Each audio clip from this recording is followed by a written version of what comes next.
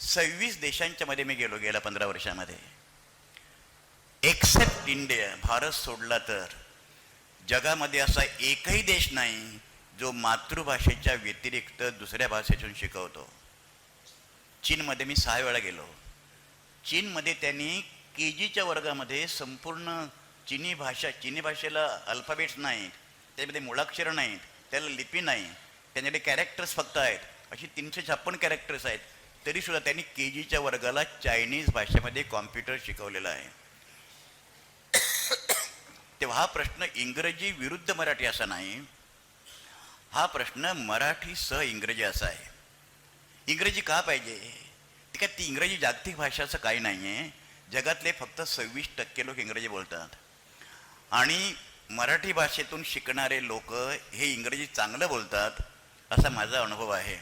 आता ह्याच्याविषयी मी परत बोलणं म्हणजे माझी आत्मस्तुती केल्यासारखं होईल. परंतु मी शाळेत जेव्हा आलो मुंबईमध्ये तेव्हा येस सर मला कळत नसे. मला भालचंद्र लक्ष्मण मुणगेकर हजर, मुंबईची पोरायची म्हणायची येस सर, काही मुलं म्हणायची प्रेझेंट सर. मी लिहिले आत्मचरित्रामध्ये. मला वाटलं येस सर आणि प्रेझेंट सरमध्ये फरक काय? कारण प्रेझेंट अतिउत्साही मुलं प्रेझेंट सर म्हणायची.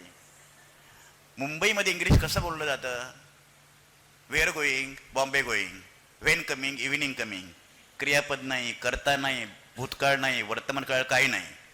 पण दुर्दैवाने या देशामध्ये गेल्या 70 वर्षामध्ये शुद्ध मातृभाषा बोलणाऱ्या माणसापेक्षा अशुद्ध इंग्रजी बोलणाऱ्या माणसाला जास्त प्रतिष्ठा मिळते. हा भाषा संबंधातला अत्यंत महत्त्वाचा मुद्दा आहे.